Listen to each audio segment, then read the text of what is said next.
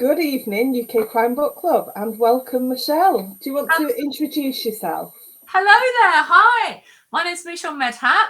I'm the author of the Trusted Thriller series, and I'm here with my darling Samantha. I feel like I'm in trouble when people call me Samantha. Oh dear. I should be called it a lot more than I am, probably. Oh. Give us a show of your book covers. Show us your and book tell covers. us a little bit Show about us your book covers. That sounds almost naughty. And so it begins. And so it begins, yes. There we go. The Trusted. The Dominant. And it means what it says on the tin. Yes. The darkest one ever. Then you got the Resonance, and this is the one where people go, oh my God, she's not going to have that done to her. Okay. I've got to say, book 4. Number 3, book 4. Sorry. That's my favourite cover. Well, this one? Yeah. The Refracted. The great covers, but that's my favourite one. Refracted, yeah. And it's kind of like a refracted prism, if you see the kind of refraction. And it is all about looking at things through a prism because you only see what you're meant to see. And then finally, the sum is book 5. Okay, that's the finale. So you're really not going to write any more for it? Yeah, but not that series. What I've done, okay, I've got this, it's called the Trusted Verse environment, which is kind of like the Marvel Cinematic Universe, but in a more literary kind of way. Okay, I mustn't move too much because my camera. No, it keeps zooming back in on you. It doesn't seem to like it. It's not panning in or out. Okay, behave, camera. Thank you. So, yes, I am. But what I'm doing is prequels. So what you've got a freebie prequel, which is Operation Snowdrop, which is a very, very, very critical operation that is filtered through the entire Trusted Thriller series. But the prequel, which is free, if you go to Forever, as in FOREVER, God, you can spell, -connected.com, okay, that's a freebie. Just go to Operation Snowdrop, click on it, grab the book. That is a complete freebie, but it's a complete novel as well. Then you've got the other one, which got me my USA Today best-selling author tag. Nice. That was Operation Oystercatcher. Now, Operation Oystercatcher, put my force teeth in, was actually part of the Dead Silent box set. Now, the box set was a limited edition. So, effectively, Oystercatcher had to be a certain number of words. It was about 35,000 words. Well, what I'm doing is I'm rebooting it.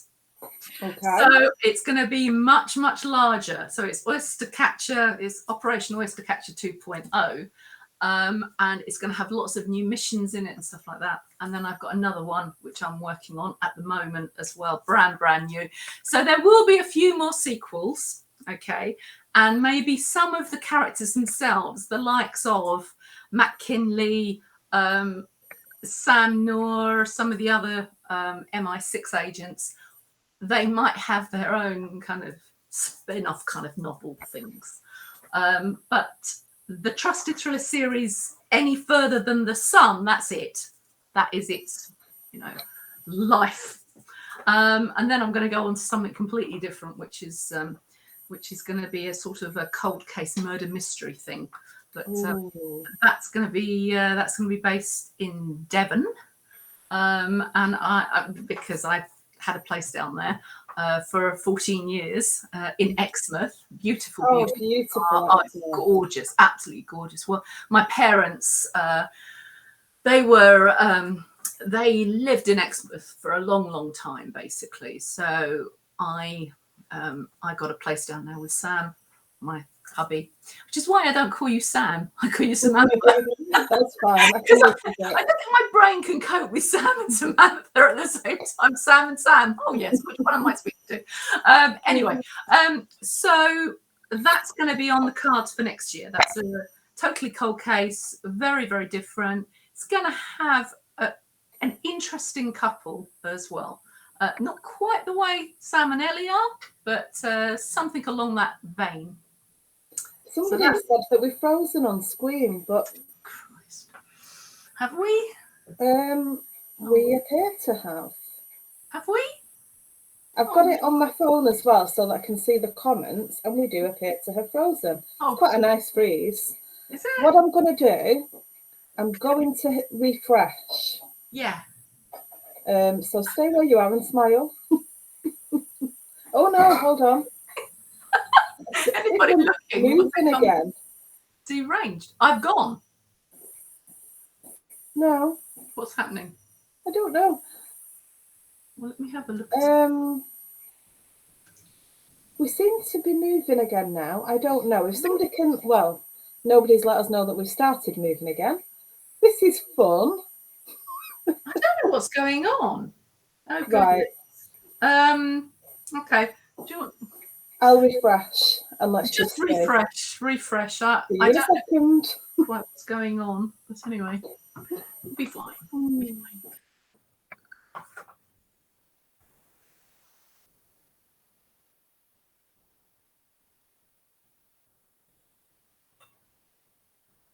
Hello. Hello. I'm still here. Can let us know whether we are still frozen. Are we back on screen yet? Somebody's just said we are back on screen.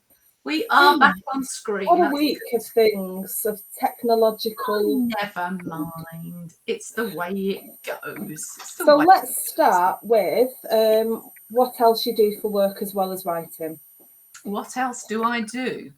Well, I'm the Director of Operations and Strategic Development at the Institute of Innovation and Knowledge Exchange. A huge mouthful. Yeah, it's a huge mouthful. Essentially, what it is I'm an innovation director. I help organisations with their innovation capabilities, developing their innovation capabilities. That could be developing their capabilities through training, through accreditation, certification, various guidance and support, and really focusing on a number of different things like products and services type innovation, so enhancements or new product development. Could be different innovations done to the business model. So with COVID, for example, lots of people were changing. They were going more towards digitization. They were using platforms just like we're doing right now. And to do that, you need to innovate and you need to change your value propositions.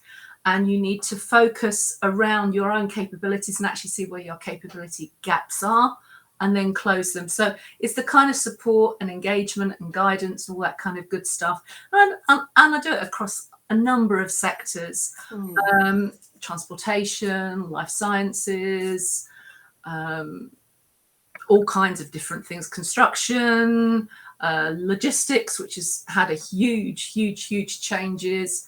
And we dovetail in digitization, technology, so all the autonomous systems, for example, AI, so all the kind of deep learning type stuff, data analytics.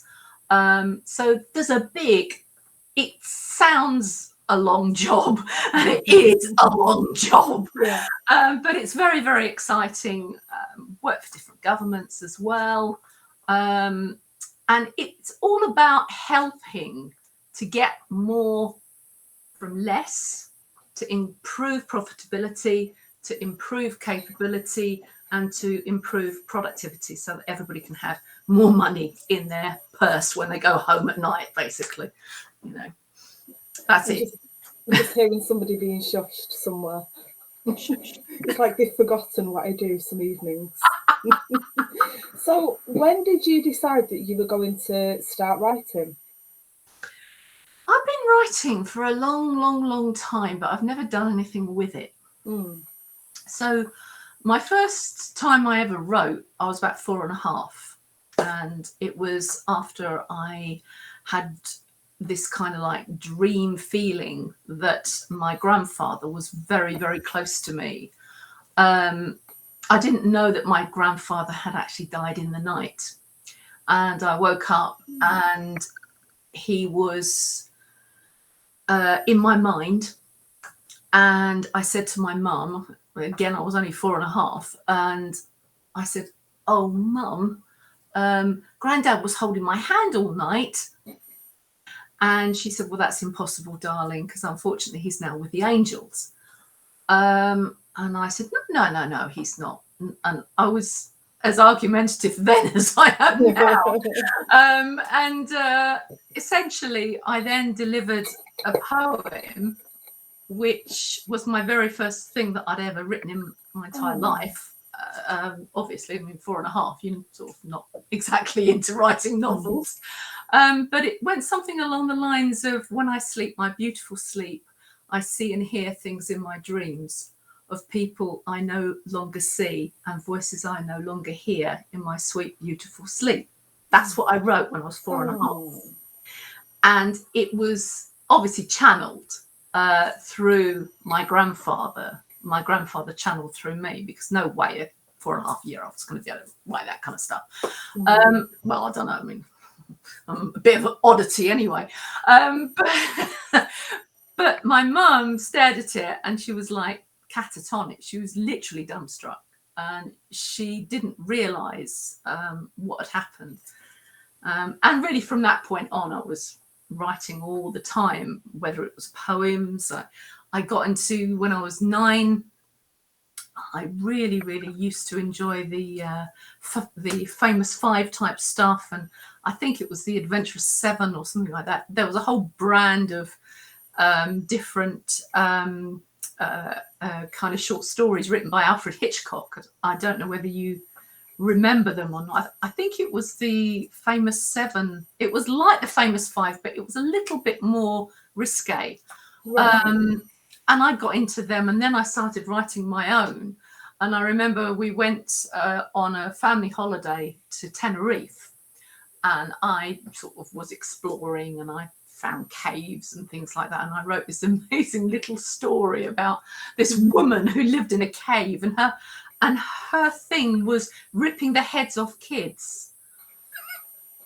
How old were you when you wrote 9. I think Stephen King got his influences from me. You may well have done. Oh my word, 9. And I remember my dad picked up the words and he said, "I think we need to sort this woman out, you know." This kid out, yeah. It's just the way it's been.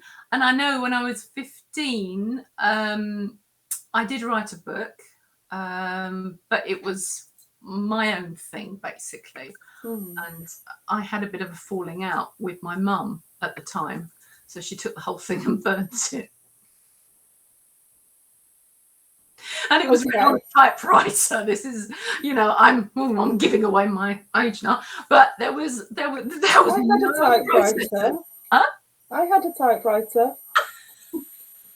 Oh, this was an old typewriter. So everything was like Tipex and all that kind of stuff.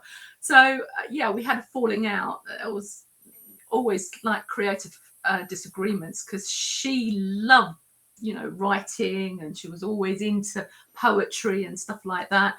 She also loved her drawing and painting and stuff like that, and also singing as well. So we were all very competitive.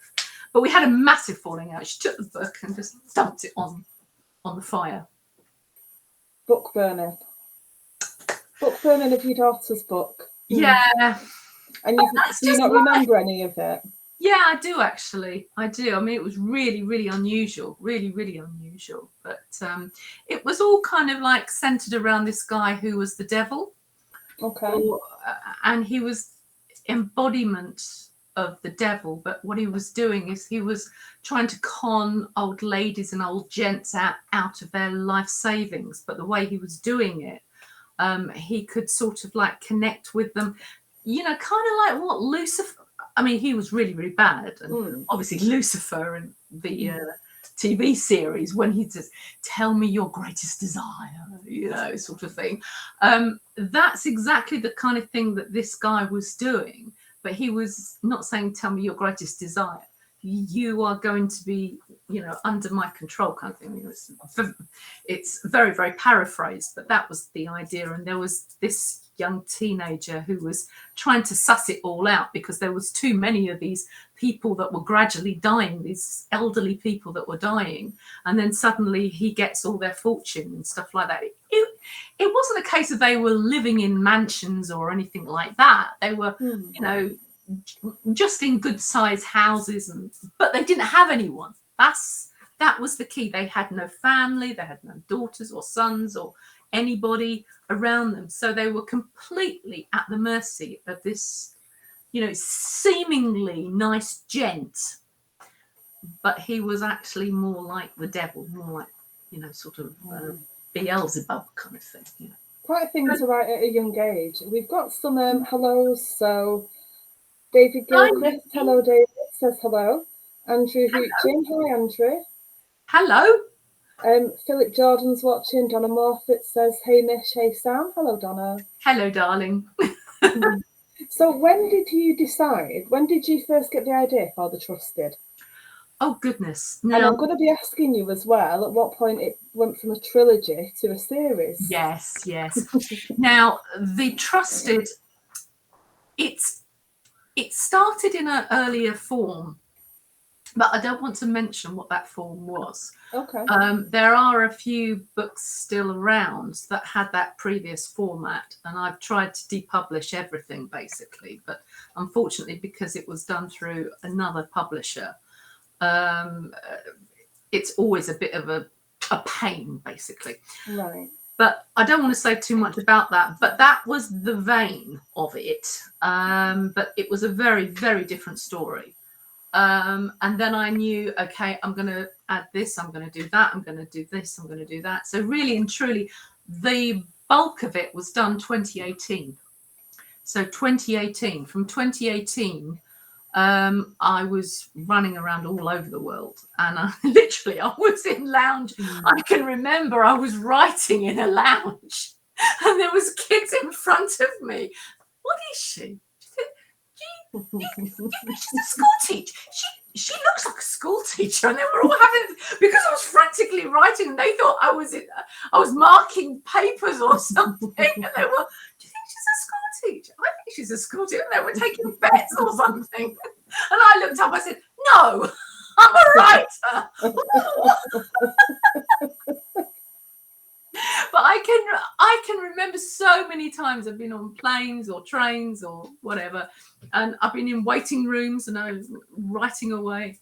That's my I must stop moving so much. It's fine. It zooms back in quickly. That's it's okay. Good. But that is my thing. That is my thing. Wherever I am, I will always write in my notebook. I mean, you've got 500,000-600,000 words in that lot. I mean, I know everybody says, okay, it's only 600,000 words, and there's, you know, people around that have written far, far more than that in 2 years, or 3 years, whatever it is.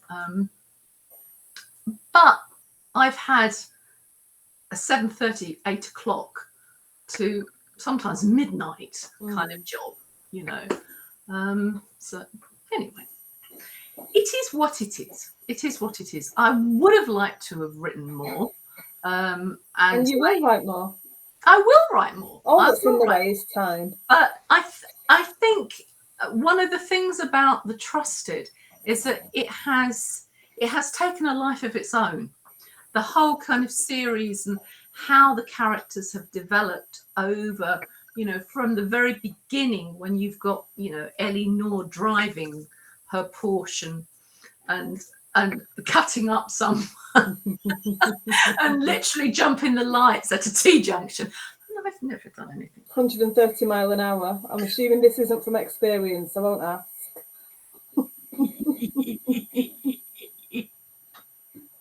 I am saying nothing. I know nothing.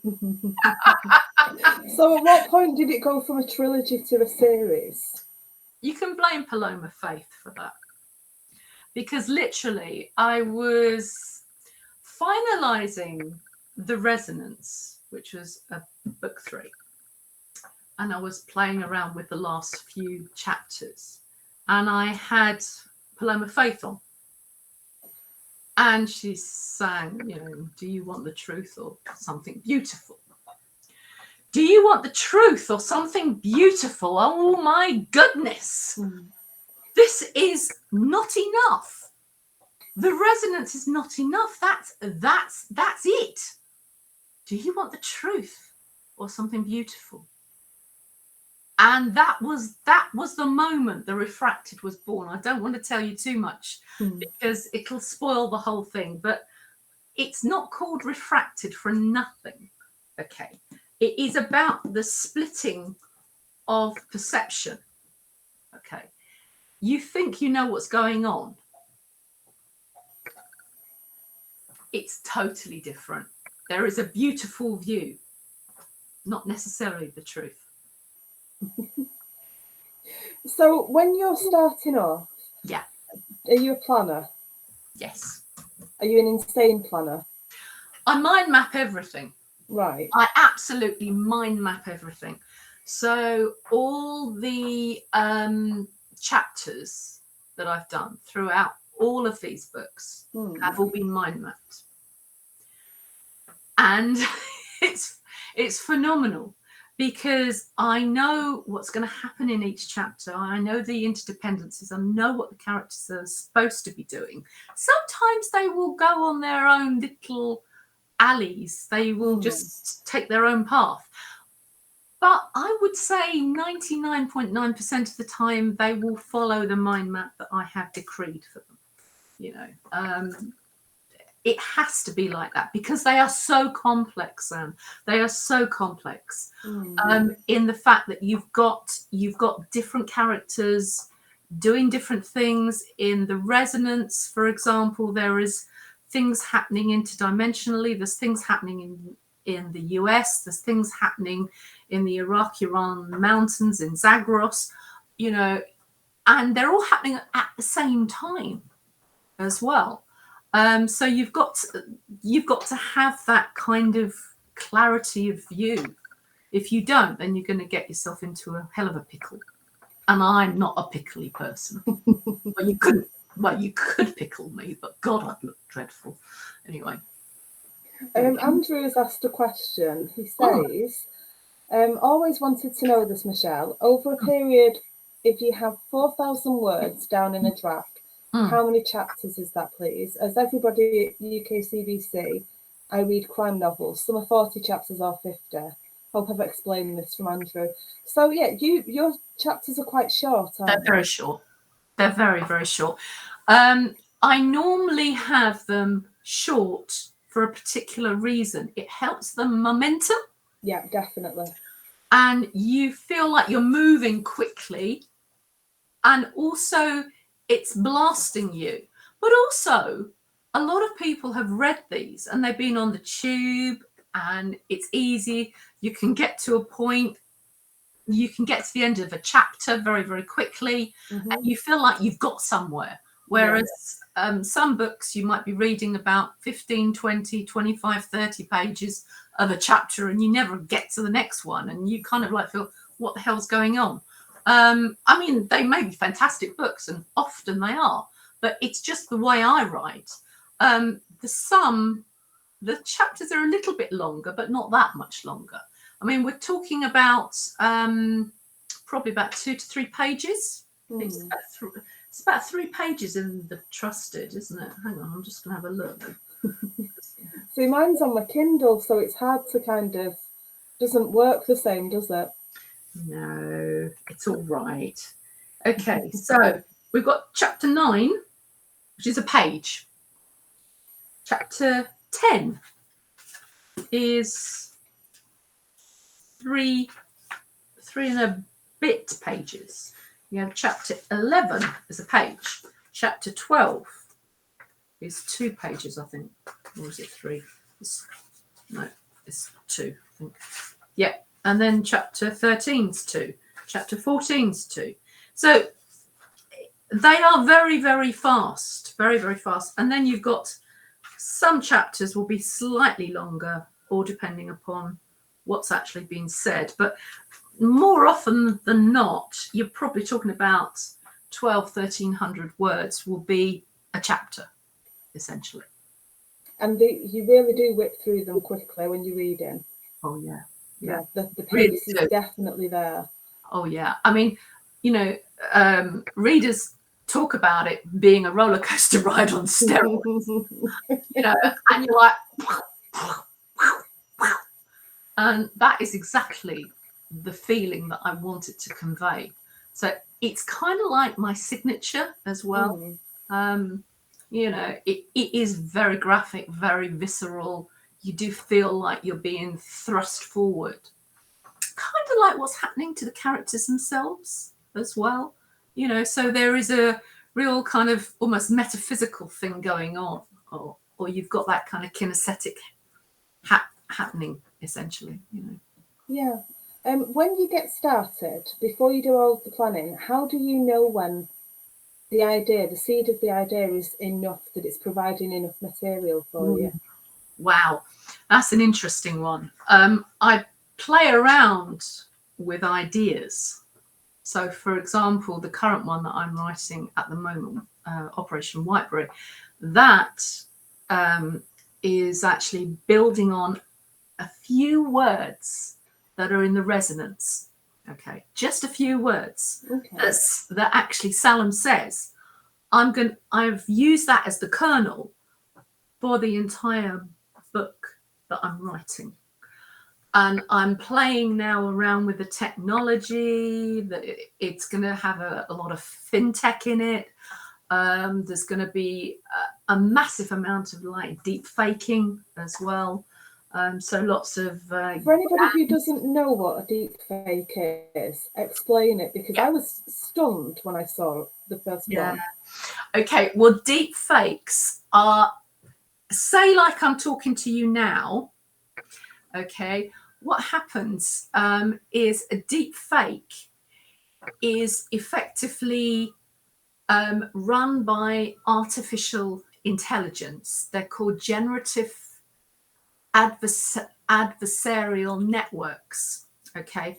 And what they are doing is they are recreating, okay, an image, for example, with the actual talking, with the speech, with the tone, so that you can't actually determine which one's real and which one's fake.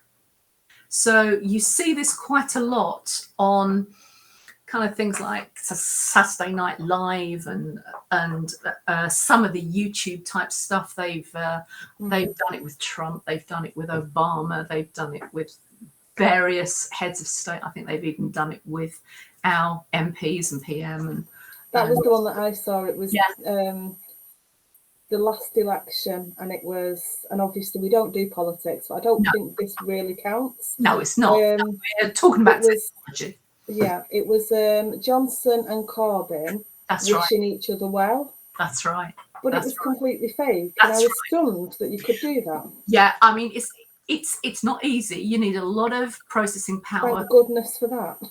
Yeah, but I know exactly how to do it. I'm not going to go into it right now, but essentially what you need is essentially the code of the video, and then you have the AI, the GAN AI, will then go in to the internet and will pull up loads and loads of instances of Corbyn and what's his face? Boris. Sorry. I always forget his name. I don't know why. That's why I said the whoops. Anyway, so lots and lots of instances of them. And what will happen is the AI will learn. So it will learn every single idiosyncrasy. So as I'm doing this now, like this, you know, there's quite a lot of times when I do this on video. I constantly move my hair off my face. Exactly. There would be the kind of intonation of the voice. Maybe it's undulating a little bit. Maybe it's slightly dulcet.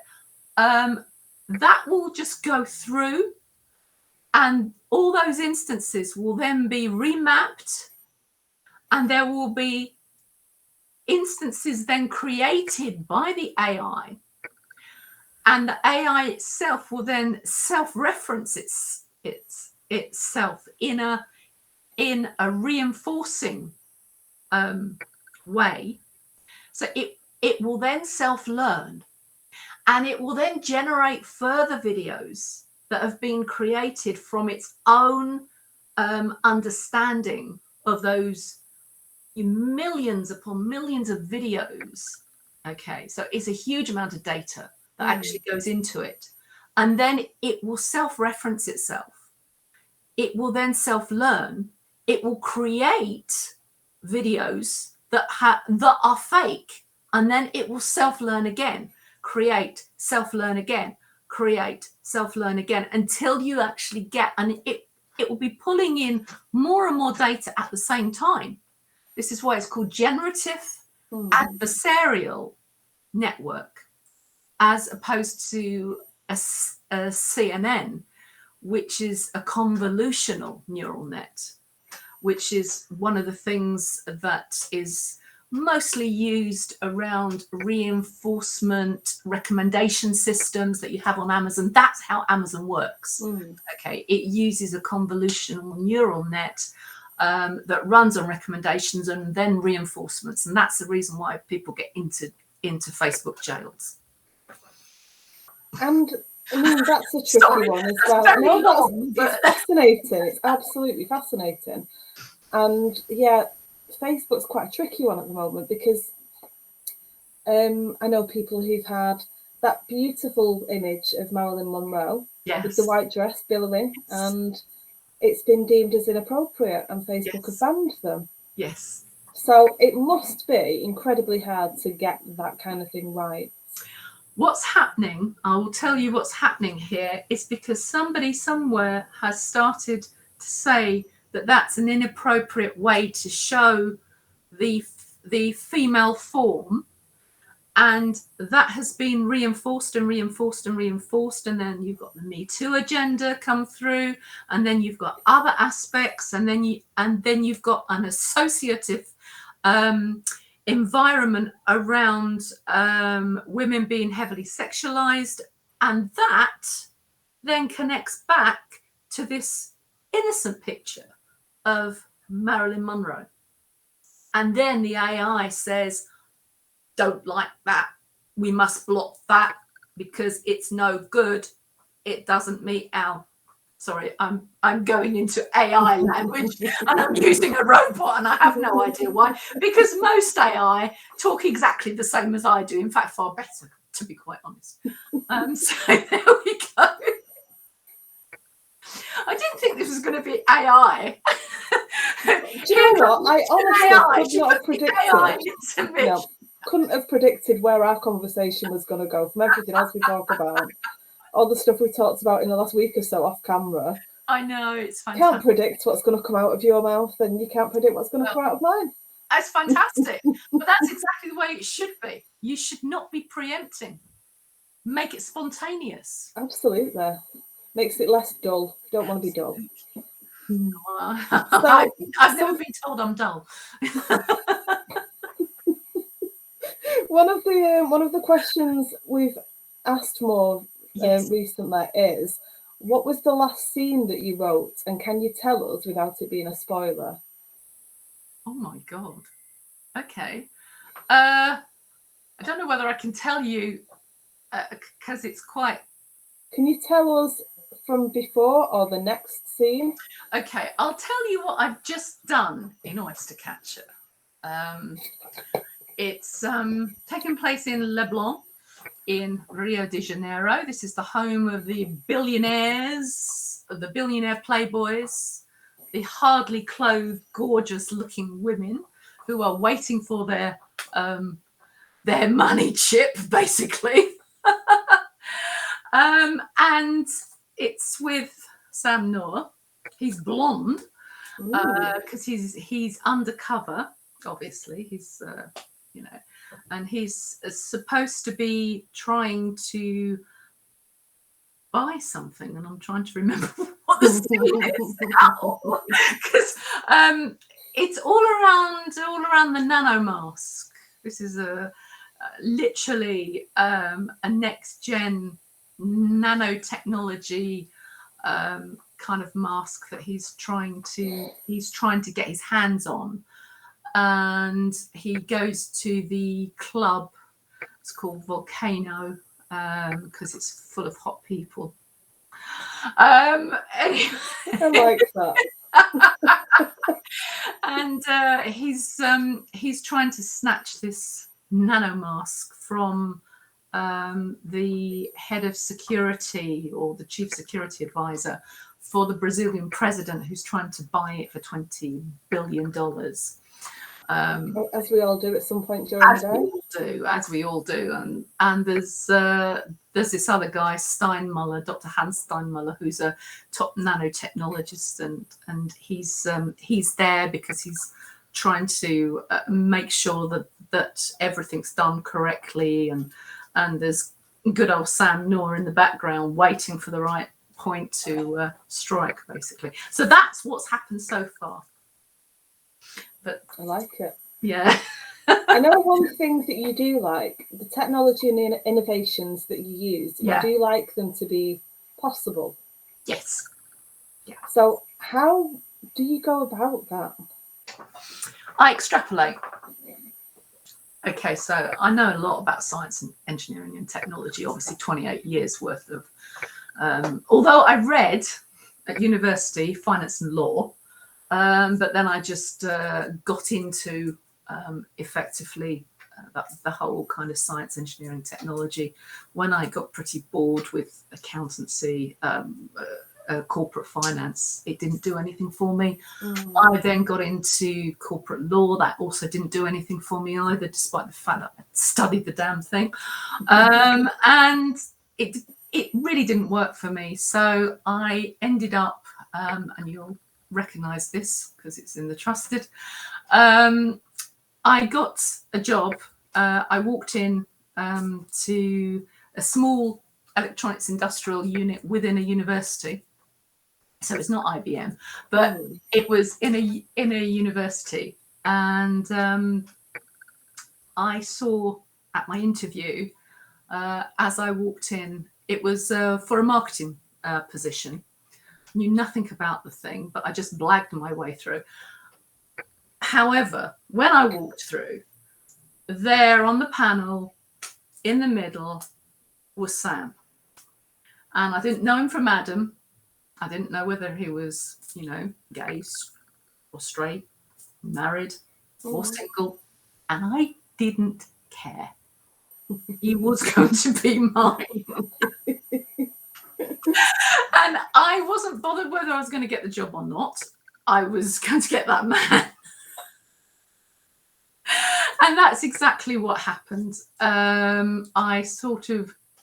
I didn't have anything to say, actually, at the time, because I was literally gobsmacked. Right. And he was too. So, you know the song, the Fugees song, Killing Me Softly?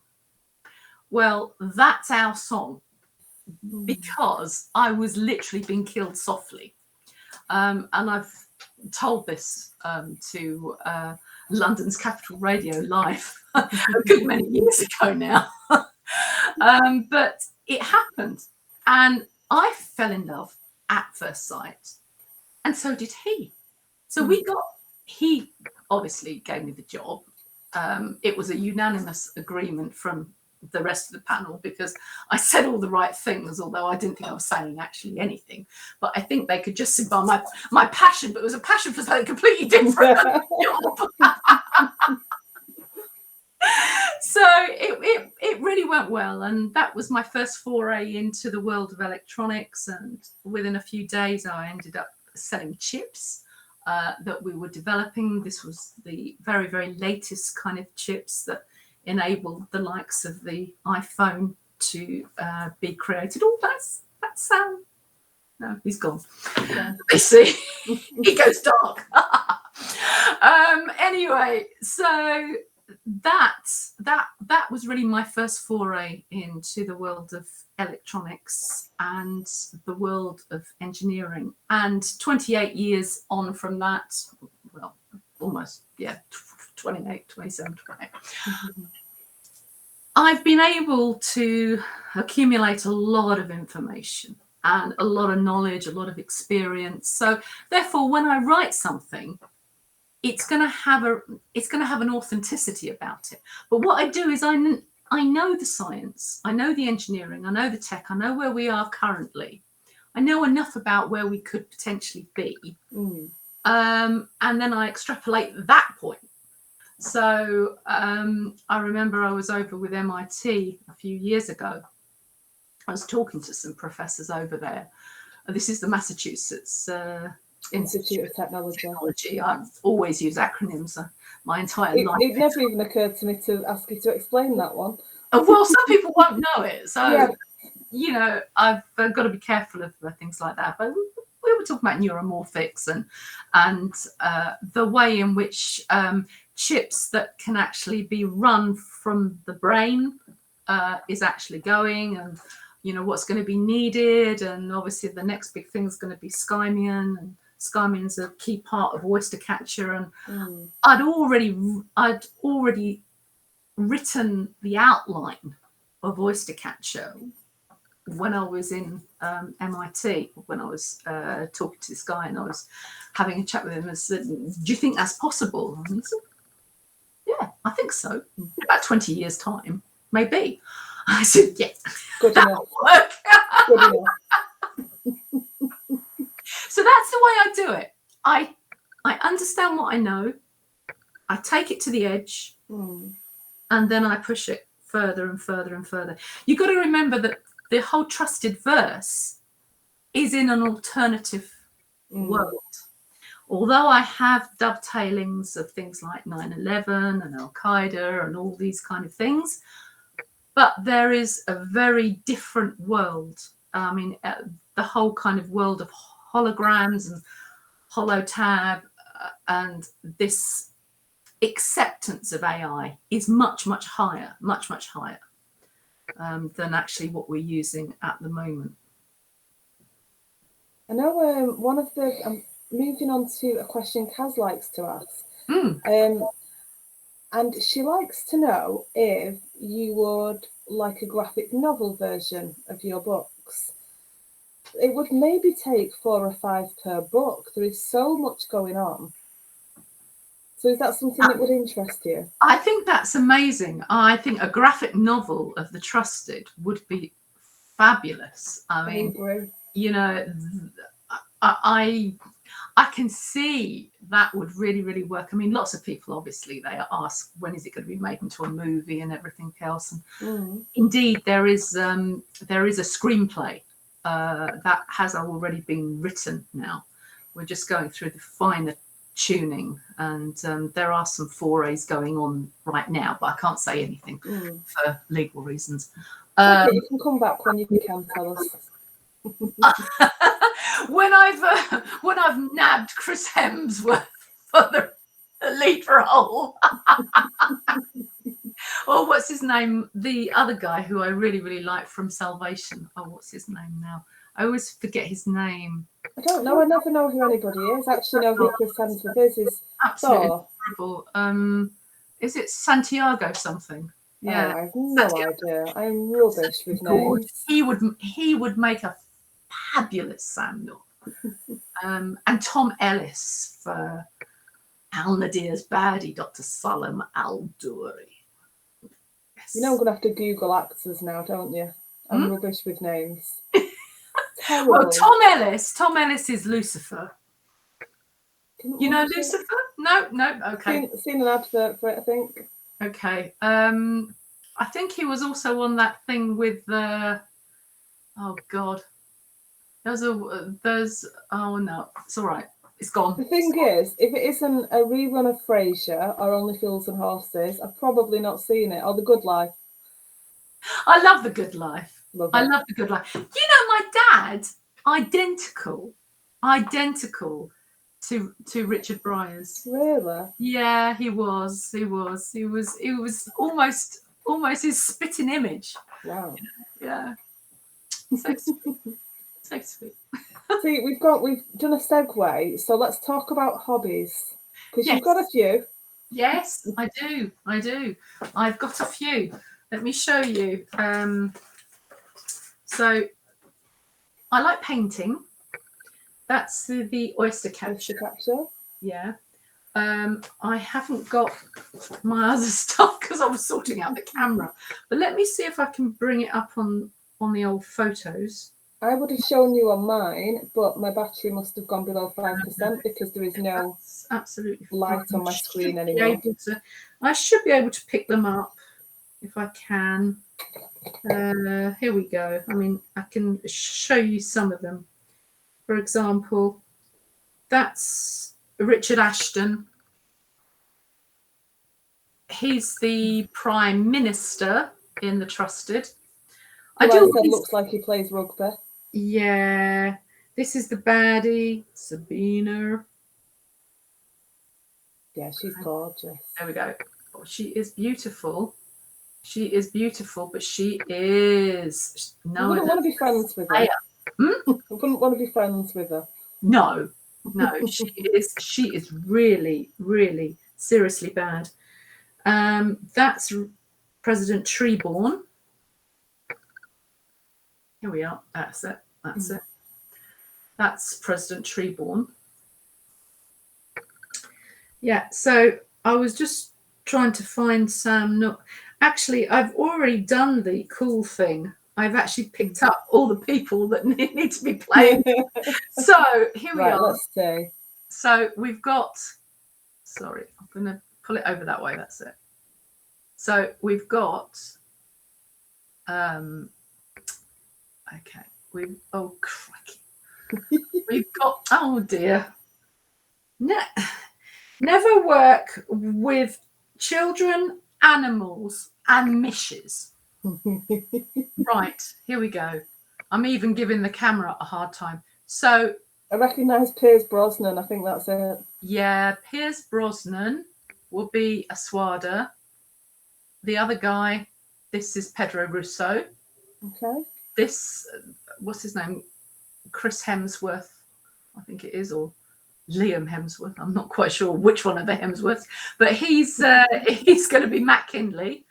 That's Santiago Cabrera. I don't recognise him, so he must be Liam because I'd recognise Chris. Yeah. Somebody's going to tell me I'm wrong now. That is okay. And the other guy, Jack Davenport. Hang on. God, it's hard when you're doing this. Jack Davenport. He's the he'll be the Prime Minister. He'll be Richard Ashton.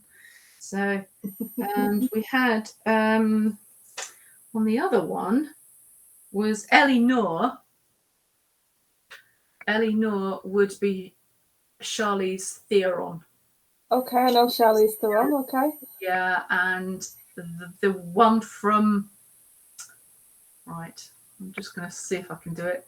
The one from Lucifer, what's her name? She will be, what's her face? Here. Okay. Mm-hmm. She will be Sabina. So there we go. So you've got it all picked out and all planned. Not doing things very well at all, but anyway, you've got a good idea. I told you I wouldn't know who anybody was. I'm terrible with actors' names and faces. I never watch anything. No, you're always on here. That's why. I'm always reading something. Andrew has said he always says that reading crime novels is a journey. So if you write short chapters, does that mean the plot quickens and the reader gets to know who the villain is who has done the dirty deed? So did they find out faster? You find out very, very quickly within a few chapters at the beginning who the baddies are. I mean, this is a really quite obvious, because you know for a fact that Al Nadir are behind almost everything. They are the baddies, but how they're doing things, that's actually more the mystery. And it is a bit of a shock, because you see something very, very nice and sweet and and then on the next page, wow, you get this. So it's constantly your blood pressure is like that when you're reading my stuff. Despite the fact that, yes, you'll know exactly who the baddie is from the outset. Anybody connected to Al Nadir are going to be bad. They are the terrorists, but it's what they do and it's how they do it. And everybody was thinking that they'd actually done something when they did something completely different. So, yeah, it's so it's for you, what have been your memorable moments so far since you started as an author? Memorable moments, right? Memorable moments. I think finishing The Sum was amazing, actually. I think having it go to #1 on the day when I was literally almost dying with COVID was incredible. It went to #1 in the US. That's The Sum. It was on the new releases charts, and I had done zero marketing for it, absolutely no marketing for it at all. And it was just through word of mouth of readers, and it just went to #1 in the US. And I was like, it's amazing. And I think when I got onto the USA Today charts was pretty awesome as well. That was incredible. I was really, really pleased with that. And I think when this year, when The Trusted got to #1 in the US as well, that was phenomenal. That was in March this year. So yeah, I think these kind of moments are just amazing. But also when you see the covers, ironically, I love to see the covers. The covers for me, every time I get new graphics or I get something new, these are real high points for me. Seeing new videos, for example, because I've had a number of videos done for The Trusted, and the latest one, which is a little bit in your face, kind of like what the book is. I just really, really liked that. It was just so cool. I'm constantly changing my website as well, so I'm constantly adding new stuff to it. You know, that's the forever-connected.com. It's quite deep as well, so you can have a good play around. The second thing I would say, okay, I think that's actually third thing, was the audiobooks. Sorry, that was me dropping my pen. That's okay, darling. Actually hearing the brilliant narrator. I've got two narrators, Greg Patmore and Bridget Thomas. They are spectacular, really spectacular. And I was so impressed with them. And I think there is something about hearing the words that you've written, but, you know, adapted and animated for sound, you know. It's just amazing. I mean, I would say, in lieu of a movie or a TV series, hearing the audiobook, I need to go and listen to it, because I normally listen. If we've got an author who's had an audiobook, I do normally go and listen, even if it's just a bit, you know, just to get a feel for them. Oh, it's amazing. I need to go and do that. You ought to go. Just don't listen to it if you're driving.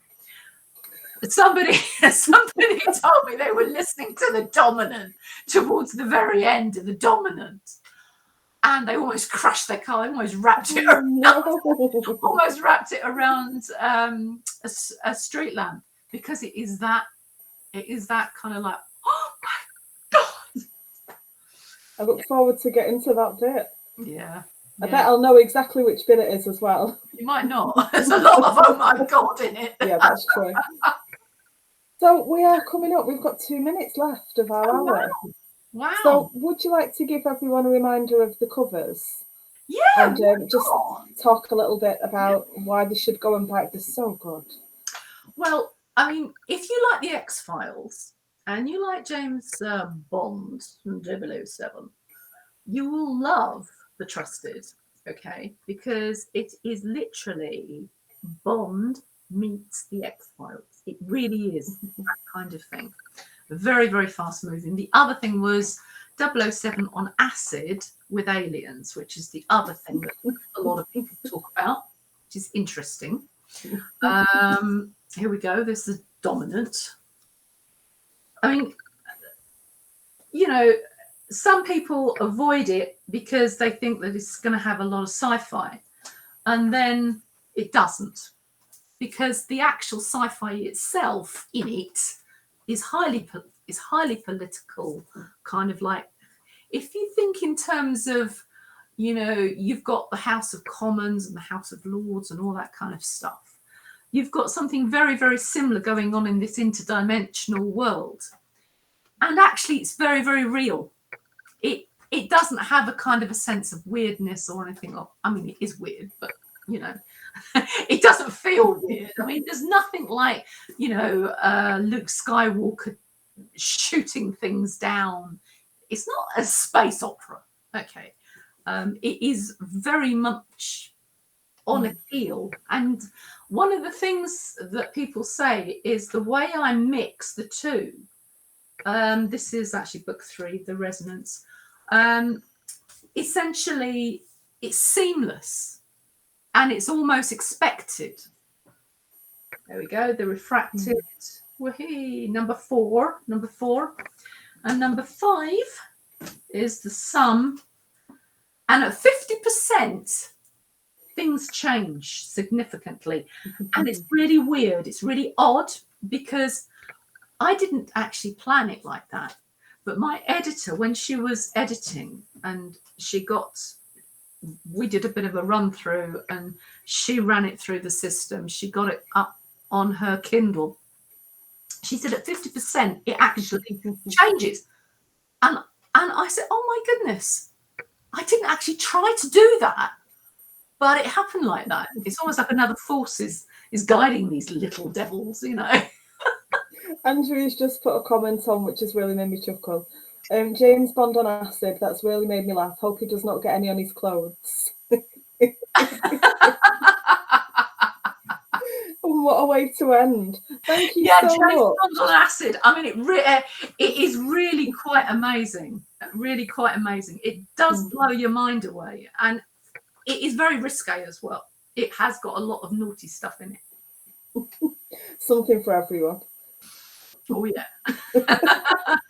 Well, thank you so much. And thank you to all of the admins and members for questions and comments and for watching. Fantastic. And I do look forward to you coming back once you can tell us more about screen. I know, the screen adaptation. That's the word I was after. Thank you. Adaptation. Coming to you soon on net. Oh. Moving on. Thank you very much for joining us. Bye-bye, folks.